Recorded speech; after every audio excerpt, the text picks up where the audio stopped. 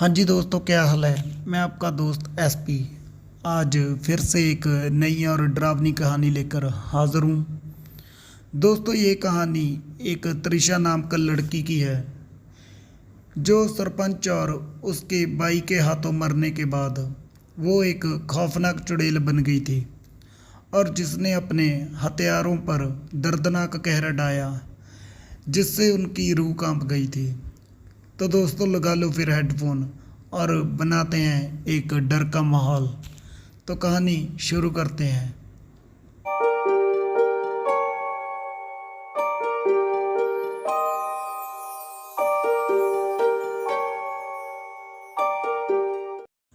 दोस्तों, त्रिशा एक बहुत ही ज़्यादा सुंदर लड़की थी। वो तेज़पुर गांव में अपने माँ और बाबा के साथ रहती थी। त्रिशा माँ बाप की इकलौती औलाद थी, इसीलिए उसके माता पिता उससे बहुत ही ज़्यादा प्यार करते थे। हर खूबसूरत लड़की की तरह त्रिशा का भी एक अपना सपना था, शादी करके परिवार बनाना और एक खुशहाल ज़िंदगी जीना। त्रिशा के माता पिता ने उसकी शादी पड़ोस के गांव के मिथिलेश नाम के एक अनाथ लड़के से तय कर दी थी। त्रिशा ने भी अपने माता पिता का मान रखते हुए उस शादी के लिए हाँ कर दी थी। कुछ ही दिनों में मिथिलेश और त्रिशा एक दूसरे के करीब आने लगे, लेकिन तेजपुर गांव के सरपंच और उसके भाई बलवंत को ये बात पसंद नहीं आई, क्योंकि सरपंच चाहता था कि त्रिशा की शादी उसके भाई बलवंत के साथ हो। किसी बाहर गांव वाले के साथ शादी के वो खिलाफ था। सरपंच ने बहुत बार त्रिशा के पिता से भी बात करी थी, पर वो इस बात से बिल्कुल भी राज़ी नहीं थे, क्योंकि उन्हें अपनी बेटी की खुशी ज़्यादा प्यारी थी। त्रिशा और मिथिलेश की शादी में बस 1 महीना बाकी था। फिर उस कपटी सरपंच ने एक घिनौनी चाल चली। एक रात त्रिशा और मिथिलेश त्रिशा के मामा के घर से एक जलसा करके लौट रहे थे। सरपंच उन पर बहुत दिनों से नज़र रखे हुए था। वो बस मौके की तलाश में था और वो मौका उसे उस रात मिल गया। घर आने के लिए त्रिशा और मिथिलेश ने जंगल वाला छोटा रास्ता लिया। वहाँ सरपंच और बलवंत और उसका मुनीम बिरजू तीनों जंगल की घनी झाड़ियों में किसी भेड़िए की तरह घात लगाकर बैठे थे। जब वो प्रेमी जोड़ा हाथों में हाथ लेकर एक दूसरे में गुम होकर पूरी दुनिया को बुलाकर जंगल के बीचों बीच गुजर रहे थे, तब सरपंच और उसके भाई ने पीछे से आकर बड़े पत्थरों से दोनों के सर पर इतनी नफरत से वार किया कि वो दोनों बिना चीखे ही बेहोश हो गए। बिरजू ने मिथिलेश को ठिकाने लगा दिया और तब तक सरपंच और बलवंत ने त्रिशा के साथ वो अपराध कर दिया जिस अपराध से पूरे समाज को नफरत है। अपने नापाक इरादों को अंजाम देने के बाद उन्होंने त्रिशा का गला घोंटकर उसे कुएं में फेंक दिया। अगले दिन त्रिशा के माँ बाबा और गांव वाले मिथिलेश और त्रिशा को ढूंढने लगे, तो उन्हें दोनों की लाशें मिली। पूरे गांव में शोक का माहौल था। त्रिशा के माँ बाप भी बेटी के जाने के बाद कुछ दिनों में गांव छोड़कर चले गए। पर त्रिशा, कहते हैं ना, एक लड़की की पवित्र रूह का चुड़ैल बनने का कारण नहीं उसकी अधूरी इच्छा होती है। इसीलिए त्रिशा को अभी तक मुक्ति नहीं मिली थी। नीति से कहो या फिर बुरी किस्मत से। एक शाम सरपंच, बलवंत और बिरजू तीनों शहर के किसी शराब खाने से लौट रहे थे और उन्होंने भी जंगल का छोटा रास्ता लिया। उस वक्त बलवंत नशे में था, इसीलिए वो जीप चला रहा था और वो ठीक उसी जंगल के बीचों बीच धक्के खाकर उनकी जीप खराब हो गई, जहां उन्होंने त्रिशा और मिथिलेश का कत्ल किया था। दिन ढलने में कुछ ही समय बाकी था। बलवंत ने जीप से उतरकर गाड़ी का बोनट खोल के चेक किया तो पता चला कि जीप में पानी पूरी तरह खत्म हो चुका था और उनके पास तो पीने के लिए भी पानी नहीं था। जब ये बात बलवंत ने उसके भाई सरपंच को बताई तब उसने नशे की हालत में बलवंत को गालियां बकी और उसे पास के कुएं में से पानी लाने का आदेश दिया। जीप के पीछे की सीट पर बिरजू भी नशे की हालत में सोया था। अब अकेले ही उसे जंगल में कुएं में पर जाना था। बलवंत मरता तो क्या करता।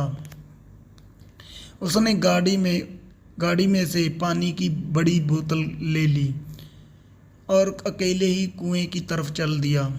जब वो कुएं के नज़दीक पहुंचा तब उसे वो सब याद आने लगा कि कैसे उन्होंने त्रिशा की हत्या की थी और उसे कुएं में उसकी लाश फेंकी थी। बलवंत ने खुद को होश में लाया और कुएं के आसपास पानी निकालने की रस्सी ढूंढने लगा, पर उसे वो नहीं मिली। अब बलवंत पर कुएं में उतरने की नौबत आ चुकी थी, इसलिए वो मन ही मन डर भी रहा था, क्योंकि सूरज पूरी तरह ढलने में कुछ ही पल बाकी थे। इसीलिए बलवंत भागते भागते जीप के पास गया और जीप में से लालटेन और एक छोटी टार्च ले ली। बलवंत को बिरजू कुछ होश में लग रहा था, इसीलिए उसने उसे भी अपने साथ में ले लिया। फिर दोनों मिलकर कुएं के पास आ गए। अब तक सूरज पूरी तरह ढल चुका था और अंधेरे ने मौत की चादर से जंगल को ढक लिया था। बलवंत ने बिरजू को लालटेन जलाकर दी और कुएं के पास खड़ा कर दिया। कुएं को देखकर बिरजू भी डर गया था। उसे भी अपने किए हुए पाप याद आने लगे थे। बलवंत टार्च लेकर कुएं की सीढ़ियों से धीरे धीरे नीचे उतरने लगा। जब वो कुएं के ठीक बीच में पहुंचा तब बलवंत को ऐसा महसूस होने लगा कि उसके साथ साथ ही पीछे से कोई नीचे उतर रहा है। बलवंत ने टार्च की रोशनी में पलट कर देखा, पर वहाँ कोई नहीं था। उसने एक बार बिरजू को आवाज़ दी और उसका जवाब आने के बाद बलवंत फिर से नीचे उतरने लगा। और वो जब आखिरी और सबसे बड़ी सीढ़ी पर जाकर खड़ा हुआ तभी अचानक उसे बिरजू की दर्दनाक चीख सुनाई दी। चीख की कर्कश आवाज़ से कुएं के अंदर खड़ा बलवंत सिहर उठा और कुएं की दीवार से चिपक के खड़ा हो गया। उसे समझ नहीं आ रहा था कि ऊपर जाऊं या ना। और तभी अचानक तेजी एक गोल आकार की चीज़ पानी में गिरी। टॉर्च की धीमी रोशनी में बलवंत गिरती चीज़ को सही से देख नहीं पाया। आवाज़ से ही वो बेहद डर गया था और कुछ ही समय के लिए उसने आंखें मूंद ली। और जब उसने आंखें खोली तब सामने का भयानक नज़ारा देख मौत की दहशत से उसकी रूह कांप गई, क्योंकि पानी में गिरी वो गोल आकार की चीज़ बिरजू का कटा सिर था और अब वो पानी में तैर रहा था। कटे सर की आंखें बलवंत पर ही टिकी थी, इसलिए बलवंत बिना पानी लिए ही कुएं से बाहर निकला। कुएं के बाहर बिरजू के शरीर के टुकड़े टुकड़े थे। वो देखने के बाद बलवंत ने वहां से सरपट दौड़ लगाई। तभी उसके रास्ते में अचानक त्रिशा सामने आई।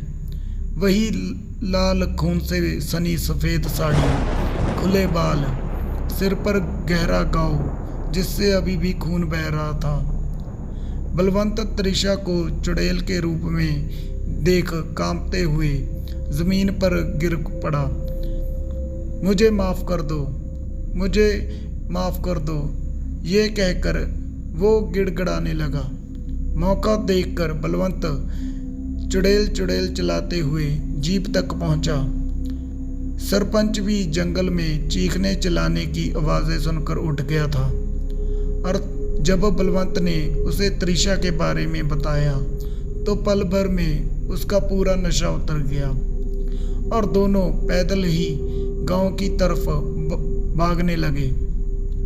टॉर्च अब सरपंच के हाथ में थी और वो आगे और बलवंत पीछे पीछे भाग रहा था। अचानक सरपंच को लगा कि वो सिर्फ अकेला ही भाग रहा है, इसीलिए उसने पीछे मुड़कर देखा तो बलवंत अब पीछे नहीं था। उस वक्त पूरा जंगल बलवंत की मौत से चीख उठा और सरपंच को एक आवाज़ सुनाई दी, सरपंच, तुझे इतनी आसान मौत नहीं मिलेगी। तेरे पाप के तराजू में पाप की गिनती बहुत ज़्यादा है। तुझे एक बहुत बुरी मौत मिलेगी। सरपंच अपनी जान मुट्ठी में लेकर गांव की ओर भाग रहा था। तभी त्रिशा उसके सामने आकर खड़ी हो गई। उसका वो भयानक रूप देखकर डर से सरपंच की घिघी बंध गई थी। मौत को सामने देख सरपंच और तेजी से भागने लगा। त्रिशा भी उसके पीछे पीछे आ रही थी। तभी सरपंच अचानक रुक गया, क्योंकि उसके सामने खून से भरी मिथिलेश की प्रेत आत्मा खड़ी थी। पीछे चुड़ैल और आगे मिथिलेश। अब सरपंच पर डर धीरे धीरे हावी होने लगा था। अति डर से उसकी मति भ्रमती हो चुकी थी। वो हंस भी रहा था और बीच बीच में रो भी रहा था, माफ़ी भी मांग रहा था और गाली भी दे रहा था। अगली सुबह गांव के लोगों को सरपंच कूड़ेदान पर बैठा मिला, जो वहां से कूड़ा करकट उठाकर खा रहा था। डर से उसने अपना मानसिक संतुलन खो दिया था। उसके अपने घर वाले भी उसे घर में ना रख सके और कुछ ही दिनों में कूड़ेदान पर ही गांव के भटकने वाले पागल कुत्तों से खाना छीनते वक्त हुई झड़प में कुत्तों के एक समूह ने उसे जिंदा ही फाड़ दिया। और ये था सरपंच के बुरे कर्मों का अंत। और त्रिशा के कहने अनुसार वो एक बहुत ही बुरी और भयानक मौत मरा। तो दोस्तों, ये था त्रिशा का चुड़ैल बनने का एक भयानक राज और उसकी ये एक भूतिया कहानी। तो दोस्तों, आपको ये कहानी कैसी लगी, लाइक और कमेंट करके ज़रूर बताना और अपने हॉन्टेड नाइट चैनल को सब्सक्राइब भी ज़रूर कर लेना, क्योंकि मैं हर हफ्ते नई और भूतिया कहानी और डरावने मंजर लेकर आता रहता हूँ। तो दोस्तों, जुड़े रहिए अपने चैनल के साथ। तो मिलते हैं अगली नई कहानी में।